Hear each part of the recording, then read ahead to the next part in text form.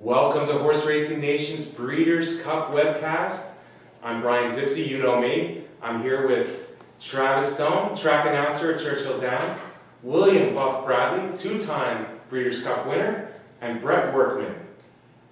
Tonight, Brett Workman. I'm missing out on why they're laughing. I guess I should have threw something in there. All-day tea, Brett Workman.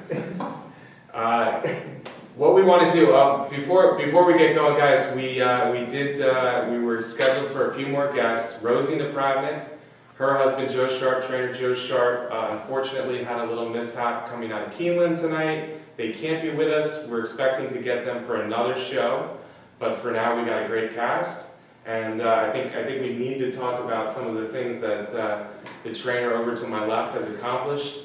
We're going to talk a lot of Breeders' Cup tonight, so we got to talk Groupie Doll, two-time Breeders' Cup winner, Buff, and when did you know that Groupie Doll was going to be that kind of horse that could win back-to-back Eclipse Awards, back-to-back Breeders' Cups? Well, I mean, you'd like to say you knew early on. You knew she was going to be a decent horse from early on. Her first race, she was lost in that race. She didn't run much in that race. In the second race, she won going away, going 3/4, and we knew then that she was going to be a very useful filly. I didn't know at that point still a graded stakes filly, but I guess when she went on and as a 3-year-old won what was called the Gardenia then, which is now the Groupie Doll. That's pretty when cool. She won that, she was the only 3-year-old in the field, and she beat a bunch of nice four and up fillies and mares. And right then, you do that and run against older horses, doesn't matter what they were, that she was going to be a pretty nice filly. Pretty nice filly indeed. Yeah, I remember the Gardenia. Was it her third or fourth, maybe? Fourth lifetime race? Fourth start. That's not bad, beating older fillies. A mile at good old Pea Patch there, Ellis Park.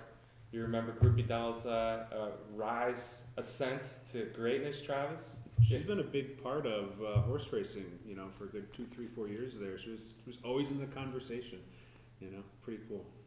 And then, let's see, the first Breeders' Cup came the following year as a 4-year-old. And by the time we got to Santa Anita for the 2012 Breeders' Cup, she was on a roll. She was dominating things in the filly mare sprint division. You start feeling good about her chances to become a Breeders' Cup winner pretty early on that year? Yeah, she was running against some pretty tough horses, and I guess really her breakout race was the Binary at Keeneland, and Rajiv was on her, and that was his second time on her, and Blinkers, that must have focused her a bit more, and then I think probably one of her most dominating races that year besides the Breeders' Cup was at Churchill, when she won the distaff there, or the what's it called? Humana. Derby Day. Humana Derby Day, distaff. yeah, that was. Derby Day, and broke the track record. She was, she won by several lengths, and Rajiv had her geared down. And she beat Musical Romance that day, who was Yeah. talented in her own right. Mm-hmm. Yeah. Breeders' Cup winner as well. Right. I think she won by six lengths or so that day. Mm-hmm. And Churchill, that was a very nice win. So you get to Santa Anita in the fall. She's on a winning streak. What are your emotions going into that Breeders' Cup? Are you feeling nervous that she's the one to beat, or are you feeling confident that she's the one to beat? Oh, we felt confident, as probably each entrant did in that. And you want to go in there feeling that way. You want to feel like that you've got the horse, or your horse is doing well going in.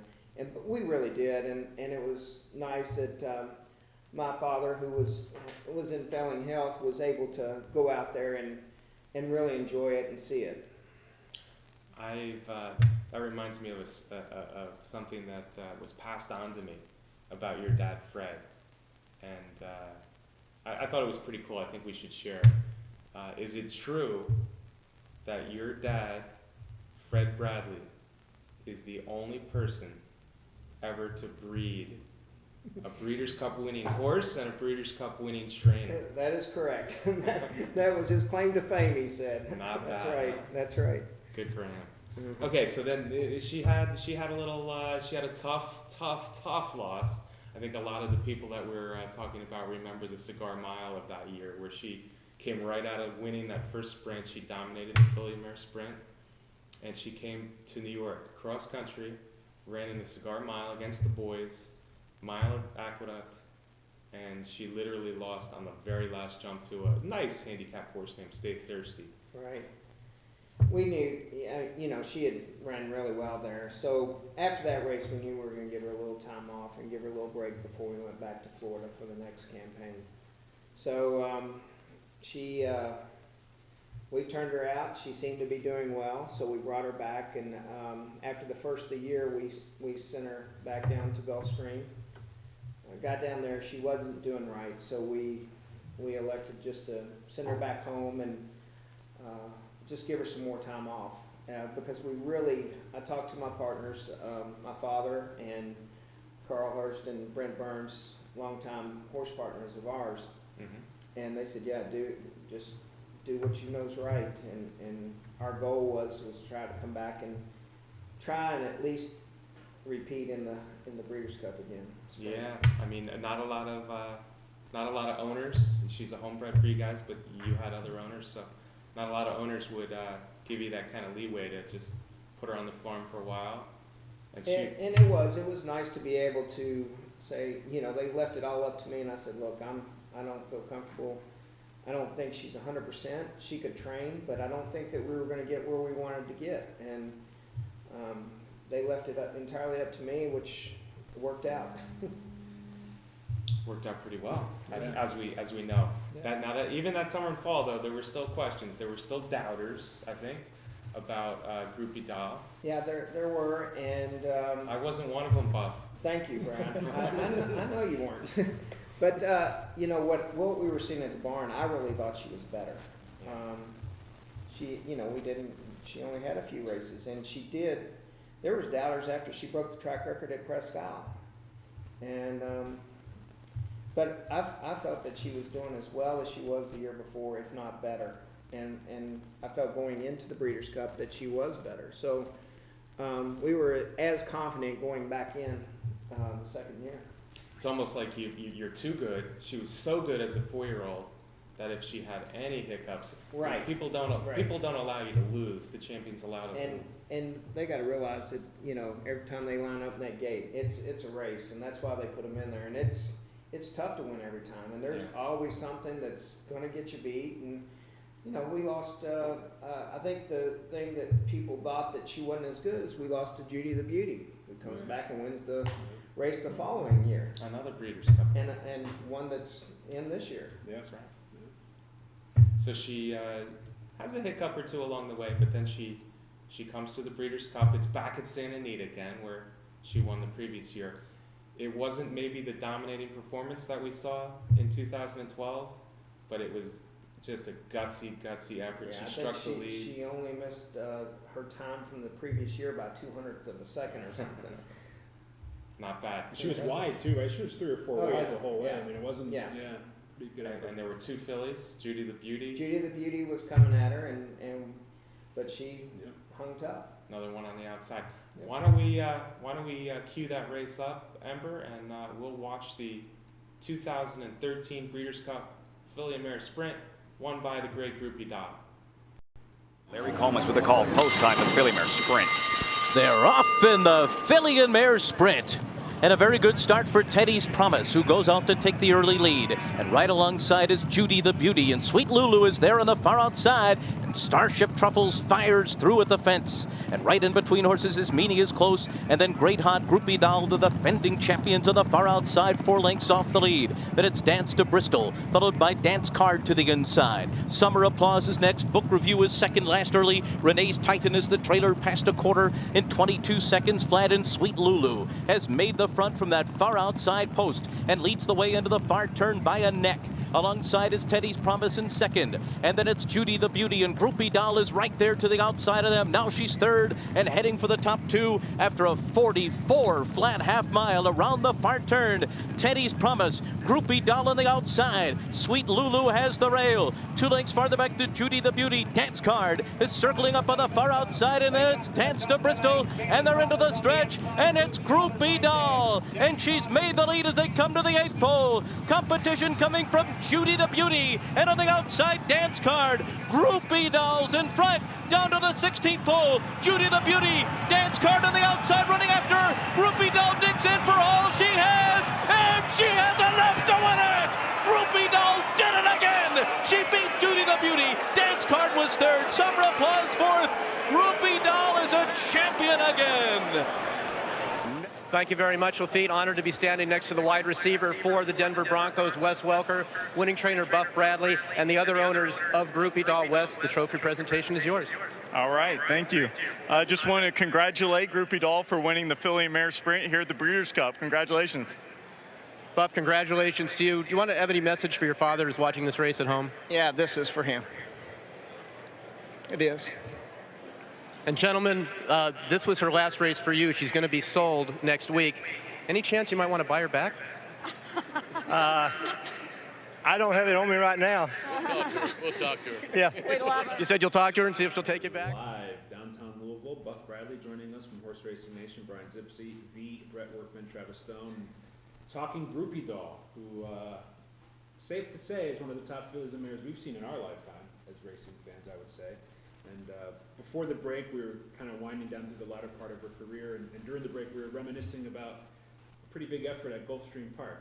Tell us about that. Yeah, the race, her final race at Gulfstream Park, which the new owner, Mandy Pope, had purchased her at the November sale. And this race, the Hurricane Birdie, was in February. And I'll back up a minute, and we did run her in the Cigar Mile again, a race where she was beaten, I think 3 or 4 lengths maybe, and finished 4th, and about went down at the top of the stretch. Had a really rough trip. And Mandy felt that she didn't want to see her go out that way. So we saw the Hurricane Birdie, said we'll run her there, and then we'll retire and breed her. And I said, okay. So we got her ready for the Hurricane Birdie, and I remember that day telling Rajiv, I said, man, it's going to be a little tougher race, even though it's, you don't have all the graded stakes fillies and mares in there. Still, you're supposed to have speed and not be on the rail. You need to be, you had to be speeding on the outside. Well, she had the 1 hole, and she broke. So that had to be her slowest break ever. And I could just see everything drain out of Mandy's face, and I was like, I was just looking at her, I was like, oh my goodness. Down the backside, and then by the turn, she had caught up to the next to last horse. And I said, oh, that's good. She won't be last. Yeah, she won't be last. She's going to pass some horses. And her explosive kick around the turn, and she drew away from him, and Rajiv just stands up and just misses the track record that day and eases her across the wire. And hats off to Mandy. Some people said, oh, let's go on. But I think she did the right thing. I think it was time for her to retire, and she won at 6. So I think that was, we did what we wanted to accomplish. It was funny when she won, there was that, maybe she could keep going because she looked that good. Yeah, well, there was part of us telling us, let's do it. And then we're thinking, she's done enough, so. Why going back to the Cigar Mile the first time, Cigar Mile was a pretty quick turnaround off the Breeders' Cup. What was the mindset there? Why did you decide to try it that time? The very first one, well, we just, I have to say the purse was attractive, and we didn't really initially think about it before the Breeders' Cup or anything, and we started thinking about it shortly after because she shipped back so well, and I was like, what are we going to do? She's ready to go. It was a month out. There wasn't much training to do on her. It was just like keep her happy. And we knew going, we said, well, we'll nominate her, we'll see, and we'll just go in. And as we've talked before, I knew I didn't have to run her if she wasn't 100% and if she wasn't feeling it. And we thought that she had a big shot going in that. And then we knew that we would give her the time off. Well, I thought after her unbelievable season, the 4-year-old year, the first Breeders' Cup, and the way she won that Breeders' Cup, I actually thought if she won the Cigar Mile, Horse of the Year was Yeah, Picture at least. people were talking that way, and we weren't thinking horse of the year, but it was nice to be able to be mentioned in that, of course. Pretty cool. Now, while there was before and that just amazing farewell performance that Groupie Doll put in, she had some time, as you mentioned, away from the track where she wasn't training. She was at the farm, laid up as being a horse, but she had a pretty famous partner out there. Right, and that was after, right after she'd gotten beat in the nose to stay thirsty, and we had taken her back to, gave her some time off and brought her back to Florida. We had her in Florida in January and didn't have her long there. And I talked to the partners and I said, look, she's not 100%, and you need to be 100% to be able to compete and do what she's doing for sure. And I said, nothing major wrong with her, but I think she needs some more time. She had a tough 4-year-old year. And they said, treat her like she's yours. You do what you do, and we'll try to come back for the next Breeders' Cup. So I sent her home, and a lot of people say, oh, you could have kept going with her. And we thought, well, she needed a break. She's telling us she needs it. You just got to listen. She got home, and I remember getting back to Kentucky in early spring, and knew we were going to have to get her ready for hopefully to get a couple races in her before the Breeders' Cup. And she was still turned out. The weather had just gotten nice. So I said, well, she needs to stay out for a little bit longer while the weather's nice. She was turned out with brass hat. So one day I'm in my office and I can see their paddock from my office. I'm looking down, see a dust bowl. I told my wife Kim, I said, you know, there's something going on down there. I said, we better go check it out. We go down there and they are running laps.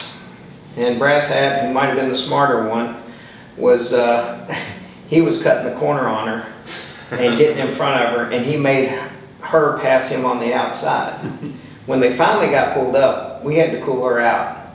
She was blowing, and he wouldn't take a deep breath. And right then, Kim says, "You got to get her to the track." And I said, "I might ought to take him and leave her here."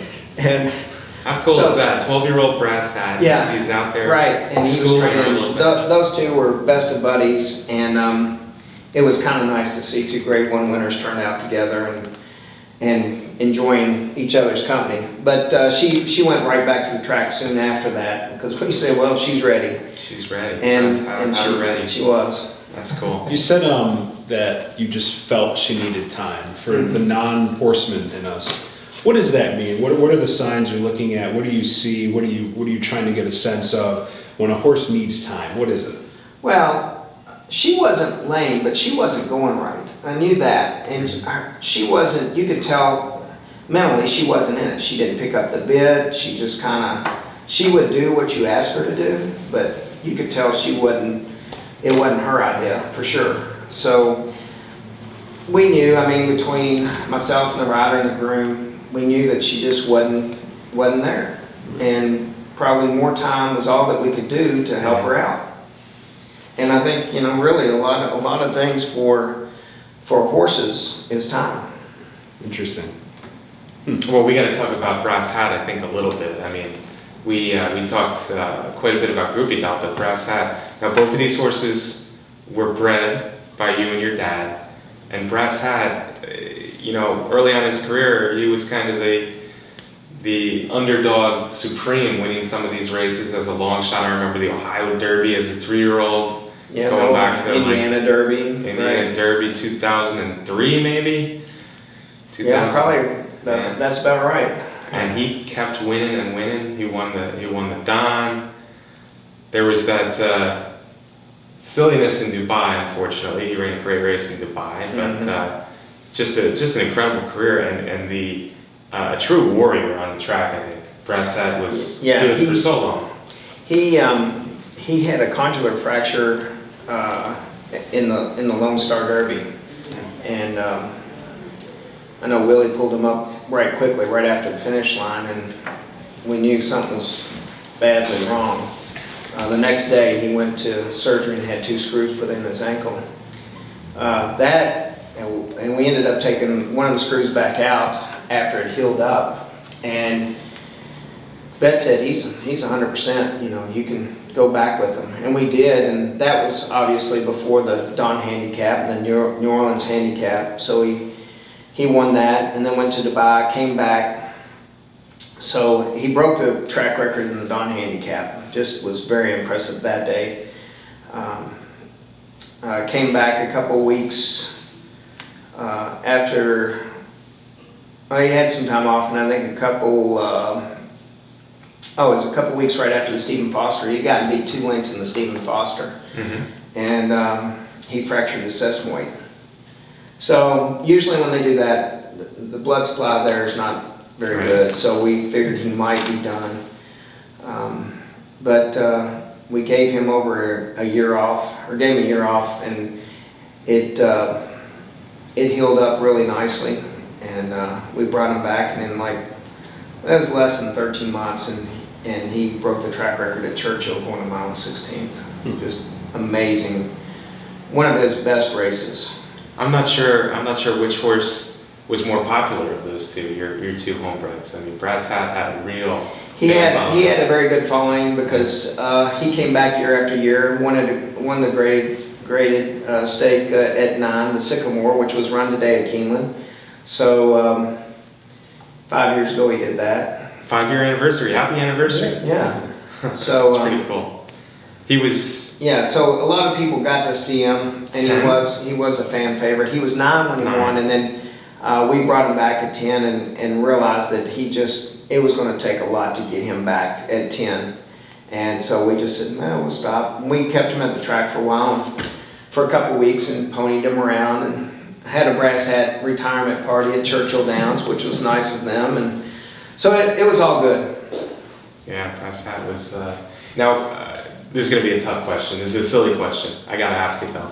If you could have another Brass Hat or another Groupie Doll, you have a preference there? Which one would you want in your barn next? Oh, I don't know. I mean, I'd take any one of those kind. Yeah. And I mean, he was long on the dirt and grass, and she was a sprinter. So it was two entirely different horses and two different ways of watching them run.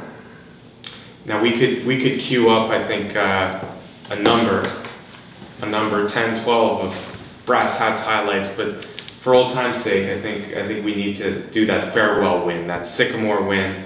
5-year anniversary today. The Sycamore was won by Brass Hat at 9 years old. Yeah, Calvin brought him through traffic from way back, and it was an amazing stretch run, and the people at Keeneland were going crazy. Yeah. Let's watch it. Musketeer 4 wide around the far turn, still 6 lengths off the lead. Solitaire looks toward the inside, quarter mile to come. Precious Passion to get, leading Tajawid a length and a half. Then Lemonade Kid, Free Fighter toward the inside. Musketeer toward the outside along with Southern Anthem. Brass Hat in behind horses, still 5 lengths off the lead. Up front, Tajawid the leader now. Southern Anthem and Musketeer coming from the outside. Precious Passion fights on toward the inside, but Musketeer, Southern Anthem, and Brass Hat coming forward. Musketeer short lead, Southern Anthem, then Brass Hat far outside. How about Brass Hat? 9 years of age, $2 million winner, and he takes the Grade 3 Sycamore Stakes for Calvin Borel.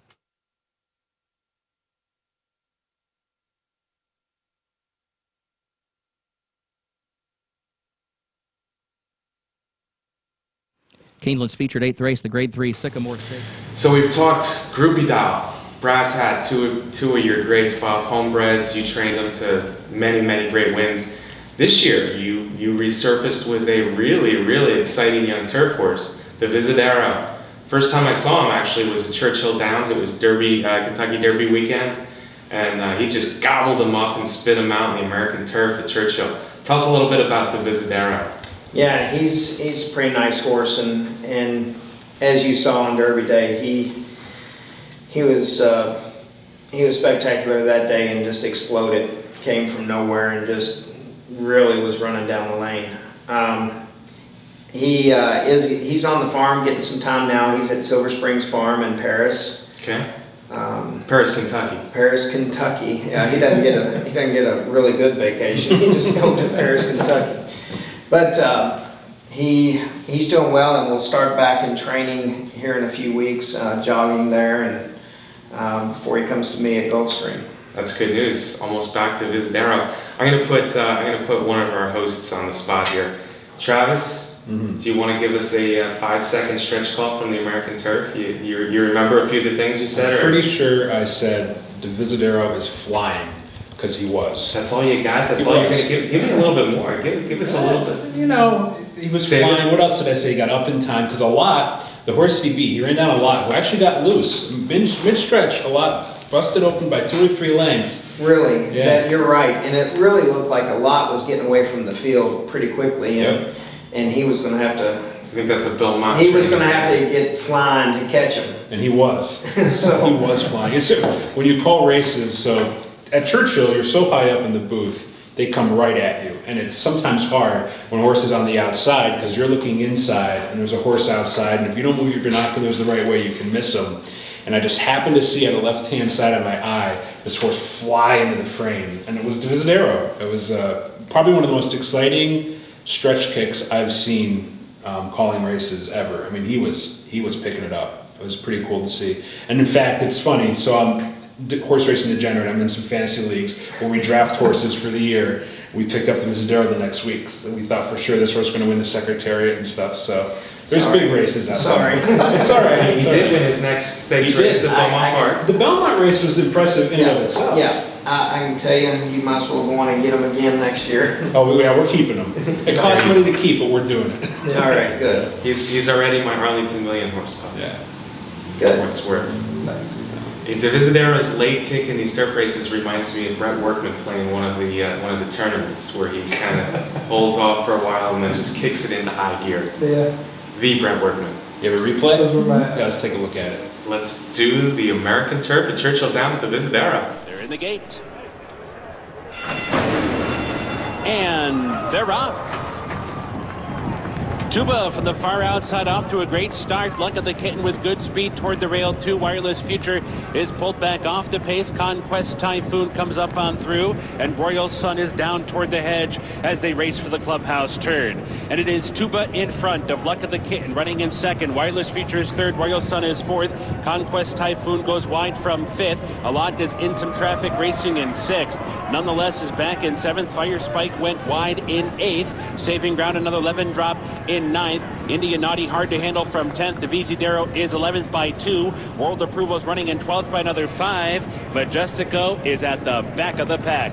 24 for the first quarter, heading down the backstretch run, and it is Tuba in front on a clear-cut lead. Opens up a length and a half to Luck of the Kitten, who's sitting in second, and Wireless Futures on the outside in third. Royal Sun is tucked away fourth and toward the rail. A lot is in the thick of things, running in fifth. Conquest Typhoon is going to be 4 wide to the far turn run from sixth. Fire Spike's wide trip continues in seventh, nonetheless is eighth. Toward the inside, another 11 drop is running in ninth, about 5 or 6 lengths off the lead. Divisadero's got about 9 lengths to make up, starting to wind up Indian Naughty and World Approval as they come to the top of the stretch where Tuba is still the leader. Tuba's off to turn in front. Here comes a lot on the outside. Luck of the Kitten is stopped in behind horses. Conquest Typhoon, Royal Sun. Divisadero is flying down the crown of the course, but in the meantime, a lot got the jump and opened up by 2. Divisadero coming with a flying finish. Divisadero coming after a lot. Divisadero up in time. Over a lot in second. World Approval was third. Farther back is tight. Luck of the Kitten or Royal Sun. Pumped up, Rafael Hernandez. Classic, you want to start us off? And we're back. It's funny, everybody just came back to sit down because I went over to the computer to watch Divisadero flying on the outside. Pretty impressive stretch kick. And, you know, there's a Breeders' Cup every year, so I'm sure there's a Breeders' Cup race with his name on it next year. We'll see. Hopefully he has a good season next year. I have no doubt that he will. But we are looming on the Breeders' Cup at Keeneland for the first time ever, coming up in just a couple of weeks now. And I tell you what, if the weather at Keeneland is like it's been the last 2 days here in Louisville, it's going to be a spectacular day because it's been absolutely gorgeous. Wonderful season, wonderful weather so far. So hopefully that continues as we count down the days to, I would say, curious if you guys agree, this is one of the most anticipated Breeders' Cups ever for a couple of reasons. One is it's at Keeneland, which has never been before. 2 is there's a horse named American Pharaoh that's participating. And then, oh, by the way, there's a mare named Beholder that's going to be participating too. And this would arguably be one of the more anticipated Breeders' Cups ever. Do you guys agree? Yeah, I totally agree. You, Brett? Yeah, I do. Yeah. So the big question is, can Beholder beat American Pharaoh, or does American Pharaoh have to beat Beholder? Personally, Travis, I think that this race is American Pharaoh is the horse to beat, but I think there's 6 or 7 horses. Absolutely. I don't think you can leave out some of those other horses. I mean, you know, I really like Honor Code, and Shug says he's doing really well. Keen the Ice, who beat American Pharaoh, Frosted. I mean, really, you've got there's some nice horses in there besides the 2 obvious ones. Right. That's what makes the Breeders' Cup so great. So you're Tonalist, a Belmont Stakes winner, Jockey Club Gold Cup winner, is going to be 10 or 12 to 1, and you can never ever get, you know, a multiple classic winner like that at 10 or 12 to 1 from a horse player perspective. That's what makes the Breeders' Cup so great. Could be the deepest classic in a long time, and yeah, I'm looking at some of those horses like Tonalist, like my favorite horse Frosted, who's probably going to be 20 to 1. He's never hasn't run a bad race all year. He's been chasing American Pharaoh a little bit. You know what? An astute handicapper friend of mine, a buddy of mine named Nick Tamaro, said Frosted has been up against it pace-wise, and virtually all of his starts going back to the Derby, where, you know, the Derby pace did not collapse. The Belmont was no pace. The Travers, he was on the pace in a very aggressive ride, which I was fine with, and, you know, it didn't pan out. And then he wins at Parks, I should say, and there was no pace there too. So, you know, I don't know if he's going to get the pace here, but at the same time, he has been up against it. And, you know, when a horse can overcome that stuff, right? I mean, that's the sign of talent. You can overcome those setups. Yeah. I could see this race unfolding where the winners are going to have to move early. I mean, you're going to see some horses move early because they know it's going to be a horse race down the lane. Yeah. Now that's exciting to think about. Mm-hmm. Yeah, I mean, you're talking about Beholder and American Pharaoh, probably the 2 favorites hooking up going into the far turn or early in the far turn, and the crowd's gonna start going crazy at the 3/8 pole, and then yeah, Frosted, Tonalist, making the first moves, Honor Code, Keen Ice, got a European, Glen Eagles coming over. It's a great race. I want to get back to Frosted just a little bit because I love Frosted, and I can't agree with you more, Travis. The Derby, he actually got shuffled back at the start, was way back and still came running, almost got 3rd. And then in the Belmont, yeah, he had to do all the dirty work, and obviously in the Travers, he really did the dirty work in going after American Pharaoh.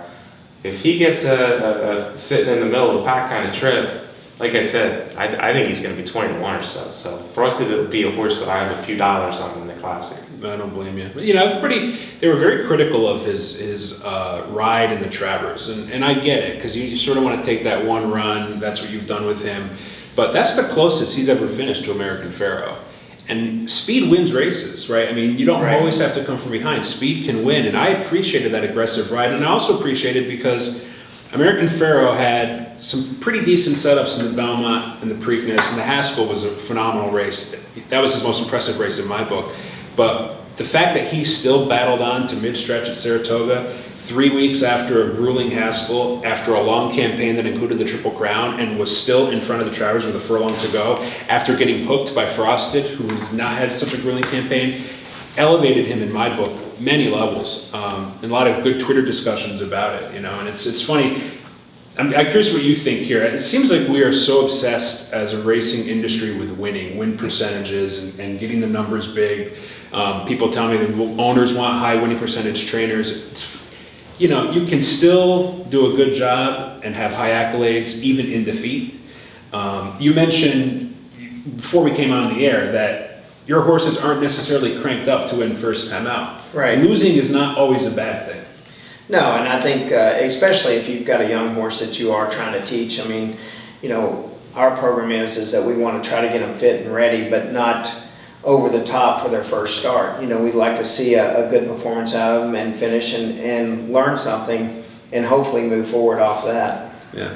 Do you find, obviously this is a business for everybody that's involved, clientele or prospective clientele for trainers, they seem to hang their hat a lot on these win percentages and statistics and things. Do you find that? Yeah, it's big, and there's a lot of trainers like myself that wish that all wasn't disclosed because of that. Or, you know, winning races is tough, and for anybody, even the top trainers.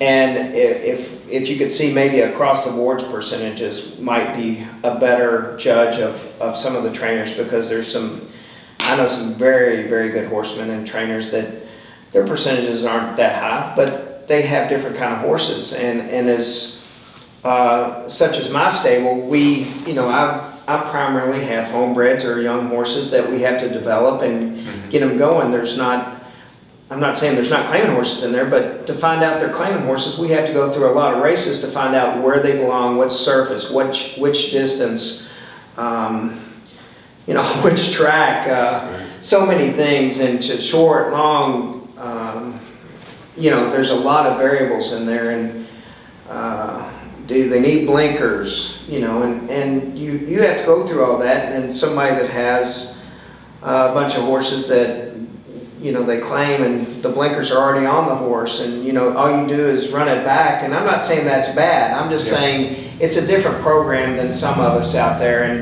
and we're having to develop some and get them out there in the horse pool. Interesting. Health, longevity, I mean, that's what I'm looking for in the horses that I start to really like. So we appreciate trainers that are more willing to give time and to do what's right for the horse always, rather than just being on a schedule to win early or to be on a schedule to win at a high percentage. So it's appreciated. I want to get back to this classic talk, though. You want to get back to Frosted, don't you? I mean, just put that Frosted there. I can see it. I'm not going to mention Frosted one more time. Okay, if we had to pick a horse right now, I'm going to put you all on the spot. If we had to pick a horse, I'm looking at you first, Brett. Yep. If we had to pick a horse, 2 questions: to win the classic and to win a Breeders' Cup race. Do we have? Is it too far out? I'm going to say mine, but how about you, Brett? Do you have a horse to win in the classic, and maybe a Breeders' Cup horse you're really looking forward to, whether it's in the classic or not? I don't have one specifically for the other Breeders' Cup races, but I would like to see Farrah win it, just to have the career or the year Grand Slam. But as a fan, as a fan. What about as a person who might bet the race? I like the way Frosted came out of the Travers. See, I didn't say it that time. Came back and won pretty impressively. You cued him to say it. Buff, you wanna take that same question? You know, I tell you what, I'm like Brett. I've got to be somewhat of a fan of American Pharoah. I mean, what he's done for racing, what you know, I think most people and most horsemen appreciate Bob Baffert much more after his run with this horse and what he's done with this horse, and how he treated the fellow horsemen and people on the backside, letting them come by and visit American Pharoah, a Triple Crown winner that a lot of people haven't seen in their lifetime. Unfortunately, I've already seen three other ones, so it tells you I'm a little older. But you know, I think he really has gathered up a lot of fans, and I think anytime we can do that for horse racing, that's good. So I've got to appreciate that horse and hope he does well. So I am pulling for him. I'm going to go with Honor Code as a backup, you know, and maybe coming in there. And I'm not taking anything away from these other horses. I mean, as we talked before, Beholder is something special, and the way she's been running, I mean, it wouldn't be a surprise to see, you know, over half a dozen of these be right there. It's true. Just to piggyback on that, so we talked a few seconds ago about trainers and win percentage. Shug's a horseman, old school. Yes, absolutely. And when they didn't win the Kelso the other day, everybody, you know, ripped up their Honor Code tickets, said can't do it. It's all part of the plan for Shug. He knows what he's doing. I mean, this is a horse. Before the Whitney, Honor Code was incapable of winning beyond 7 furlongs in 1 turn, and he proved everybody wrong. Don't sleep on Honor Code. He's talented. He's got a good trainer to boot as well. Right. I agree with everything you just said, Travis, and the Kelso really meant nothing. It was kind of old school, where it's the means to an end. It wasn't the end, and he knows what he's looking for, and that's the Breeders' Cup Classic. So the fact that he lost, especially on a sloppy track, yeah, no reason to throw out Honor Code at all. I do think, though, that Honor Code is a horse that's very dependent on what happens in front of him. Honor Code is not going to do his best if he doesn't get a great pace to run at. And he's never been a 1.25 miles, so I'm not saying that he's not going to win the Classic, but I think he needs that setup. We got to talk a little bit more about the mare, though. What's your feelings on Beholder? I mean, she's just been amazing. How many horses, I brought this up on Twitter not that long ago, how many horses were that good at 2? She was a champion juvenile filly. She was a champion 3 years ago. How many horses sustain that kind of excellence over a 4-year period like Beholder. That's pretty remarkable when you think about it. And then, you know, to piggyback off the good horsemanship and the good sportsmanship, there's a race for her Breeders' Cup weekend. That's right. against her own sex, you know, and she doesn't have to worry about some of these heavy hitters, but they're going for it. And you know, even without her, this would be an awesome horse race. And it's exponentially more exciting with her in there. And so, you know, hats off to Mandela and the Schwartzes for being willing to take them on. And I tell you what, if she runs what she did in the Pacific Classic and the Breeders' Cup, it could be a race for second because she was spectacular. Yes, she was. And I think Mandela knows how to win a Breeders' Cup race or two. I think he can win multiple on the same day. 5 in 1 day. Yeah. We were 4.5, whatever it was. It's amazing. He action there for Sleep taking it down. wins. Funny, I remember that day. Action this day, same connections. Action this day. That's Yeah, great. Spencer Farm. Yeah, Beholder, I think, adds a whole lot of spice to the race. Whether you think that she can beat the best males at 1.25 miles away from California, that's a question that's going to be answered. There's no reason to think that she can't. She's only left California twice. She's 0 for 2. But the Kentucky Oaks, she ran a huge race. She had trouble before the race, fast pace, and she was a very good second to Princess of Silmar. And then in New York, she got beat just over a length in the fifths, and she had a real excuse that day too, where she came out with a big gash in her leg. So I'd love to see her do well. I don't think she's going to be my top pick. I like American Pharoah, similar style, a little bit better.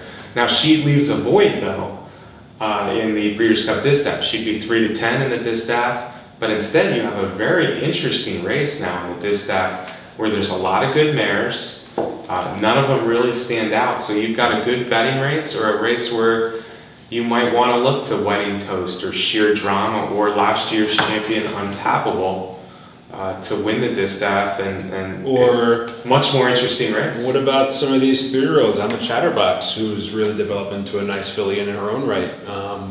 It's still a good race. Still be a lot of fun to see. Untappable, I have a soft spot on Untappable. I've always liked her. Obviously, she was very good last year. She's still competitive this year, and so you know it'd be nice to see her sort of return to that form she had last year. But it's a good race. We'll see. I think Emma Chatterbox is good. I think she's a little bit underrated, despite the fact she's won these big races and done so well. We'll see. Yeah, Emma Chatterbox has run 7 times this year, Travis. 4 wins, 4 pretty dominant wins, 4 stakes races, New Orleans and Philadelphia, and then each of her 3 losses. Well, once she won and she was taken down. The other 2, she was kind of unlucky. I think she's got the biggest shot as anybody. Carolina, the 3-year-old group is good. I'm still hoping Include Betty gets in as a long shot bomber to come from way back. Sheer Drama. Any thoughts on the Distaff, Brett? I actually just got a message from my dad saying he likes Sheer Drama in the Distaff, so.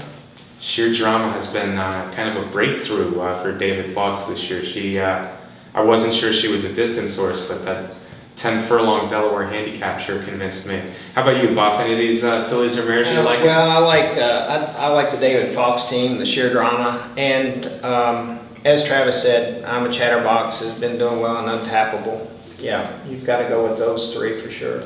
It's a shame that Rosie didn't make it tonight. We'd be talking Untappable. Right. It's kind of a strange situation.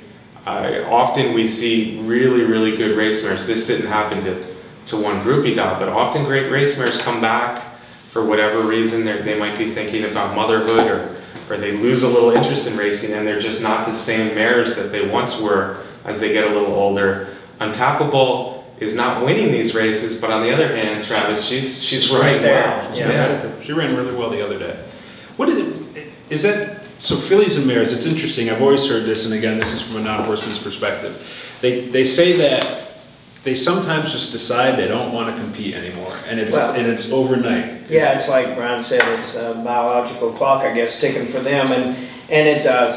Fillies and mares they seem to be harder to keep in the bridle, so to speak, for a longer period of time.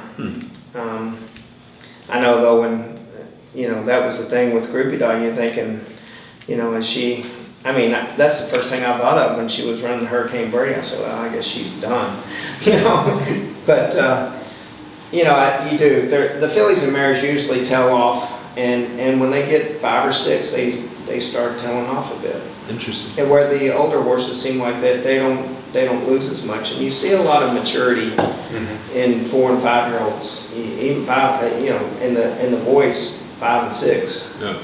9-year-olds running on the turf. 9-year-olds, yeah. It happens. What about, you talked about Beholder, and she's 0 for 2 outside of California. You've shipped horses around. What is that? I mean, is that an aversion to shipping? Is it they don't like the track they're at? What goes into that? You know, it's a different climate, you know, I'm glad Brian pointed that out, because that could be something that'd be a negative effect on her. Maybe we know American Pharoah can do it. We've seen him do it everywhere. So that might play against her, and with her being a filly, then that could, you know, that may play something too. Play a role. All these variables to consider. I'm glad we have a couple of weeks to figure it out. Yeah, you'll get it. You got 2 weeks to figure it out. We'll be all right. 2 more weeks. Favorite horses to win the Breeders' Cup or in other races? I know Brett and Bob were a little bit quiet. I'll tell you what I'm looking forward to the showdown between Run Happy and Private Zone. I think Private Zone is wildly talented, and I'm pretty sure Run Happy is too, based upon what we saw the other day. Who breaks last in a 6 furlong graded stake? And this wasn't an everyday graded stake. This was a stacked field. Breaks last, rushes up, takes the lead, runs fast, and still wins. That's talent. Pretty amazing. We're talking about Run Happy in the Phoenix. I know he worked yesterday, I think, and out of the gate, and went and they got him in 57. Yeah, real fast time. Galloping out 110 and change. That's super fast for a morning work. He's nutty. He's a little. He is crazy. He does have. He's a little quirky, and you have to think about that, because you cannot make a mistake in the Breeders' Cup race, and I'll have to say, especially a sprint. You know, you really have to be on your game coming out of the gate. There's going to be more horses. He's going to have a tougher time, I think. He's got the talent. We know that, the ability. He could win it. Off at that training center, right off of Keeneland, they don't work fast there, and he's working 57 and change there. Right. He's in the Phoenix. Trackus has been tracking races at Keeneland for a few years now, and they've never seen a horse. At one point in the Phoenix spread, he was doing 46.3 miles per hour. Wow. He's kind of a freak, and he showed that in his first race of his life. Crazy win at Turfway Park. The thing is, though, and we've seen it, he doesn't get out of the gate that well. Right, and that's the thing. You've got to get out of the gate well. And in this race, and since you brought up the sprint, horse I'm looking at is a friend of mine trains at Mike Tomlinson is Barbados, and I'll tell you what, that horse, I think they've got him right where he needs to be now in the sprint. I mean, I know they tried the grass and tried a few different things with him earlier on, and I think you know, it takes a while to figure out, as I was saying earlier, you know, just right where does your horse need to be? I mean, I ran Groupie Doll along, you know, and she, as Travis pointed out, she ran against Royal Delta and some of those, and she wasn't able to handle those type at that distance. But you know, this horse, I think that he's coming back to a very good sprinting distance for him, which I think, and he runs well, and I think he's probably ready to run a big race. Don't sell her too short against Royal Delta. They were only a head apart. Royal Delta. Well, we'd take her at 6 or 7 furlongs. I know. All day long. Barbados actually ran a very good race in the Lexington. I think he had kind of fallen off people's radars after being a very promising 3-year-old early in the season at Gulfstream. But the Lexington, he actually, not the Lexington, the Phoenix, he rallied for second. Right. He passed work all week. So yeah, an interesting long shot there for you folks from Buff Bradley. Back to Private Zone, 6-year-old. He's never been better. I mean, he was a very good 3-year-old when he came up from South America. He's just getting better and better. And this year, I think he's kind of taking it to a new level. We talked about the way Run Happy works. Somebody at Saratoga told me 20 years of watching workouts at Oklahoma, they've never seen a horse. I'm not sure if it was Oklahoma or the main track at Saratoga, but they've never seen a horse work better than Private Zone did before the Forgo. Apparently, he's working up a storm since then. Just an amazing horse. And if Run Happy runs his best, if he doesn't get shut off in that break bad with too many good speed horses in the Breeders' Cup Sprint, and him and Private Zone hook up. I actually like Private Zone a little bit better, but that's hard for me to say. Is the as you know, crazy as Ron Happy's look. Talk about a critical post position draw, right? I mean, Right, that's gonna be where it. it's I from. think, as Travis said, you know, if Run Happy draws to the outside, it's gonna be in his favor. That's bad. Yeah, it's gonna be better for him. I think that's one thing they're gonna be watching. I mean, if he gets it on the inside and anything goes wrong, and I think that was their key to working the horse out of the gate yesterday and making sure and from what I understand, that he got out well yesterday. Oh, good. Maria Burrell has been working, she got him in the spring, she's been working with him on the break, and she's told me that he keeps doing better and better from the break, but on the other hand, I've never seen him break great, so that's going to be tough in the spring. One of the puzzles we're having to solve this year are so many of these horses coming off layoffs at Saratoga, Private Zone. Keen Ice is not going to have run since the Travers. American Pharaoh hasn't run since the Travers. As a trainer, as a horse player, this is hard for us because we're not used to this. Horses aren't supposed to win races off 8-week layoffs. Right. As a trainer, how do you respond to that? Well, I mean, it's different. I like having a race going in where you don't have to train them very hard, and all you have to do is keep them happy. I think I'm good at doing that, and for them. But training them up, you have to train them a little bit harder. I think to have them right on the edge for, like you say, coming off 8 weeks, you got to have them right and ready to run through that bridle. Yeah, interesting. Ken, I've been told this. You can work them out in the morning all you want, you can gallop them all you want, but nothing gets a horse fitter than a race. Is that true? That's true. They say a race, for a young horse, a first timer even, they say a race is worth 3 good works, and I believe it. It's probably true. Interesting. But just check with Woody Stevens. How he did things and how often he ran horses. You wheeled a couple back and won some big ones here or there. Running back in 5 days, and didn't bother him and win graded races.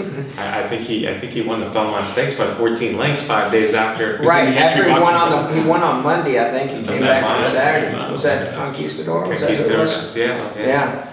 He got a sloppy Belmont track, which helped. Right. Woody, they don't do it like that anymore. Woody wasn't afraid of losing a race. Right. He probably didn't have to train him very much between races there. One of my favorite stories around that was, and this is all like 19th hand obviously, but the owner was calling him and saying, Woody, we're not gonna be able to do this, don't enter, you can't do it. And Woody's response was, wear your blue suit on Saturday.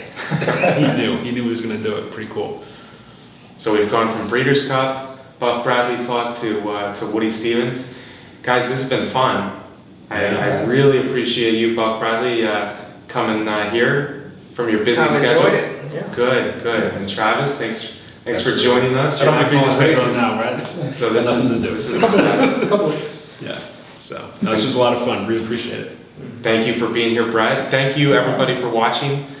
This is brought to you by Keeneland Select. We thank Keeneland Select for their sponsorship. We'll be back next week with more great guests. We'll be talking Breeders' Cup. We'll see you then.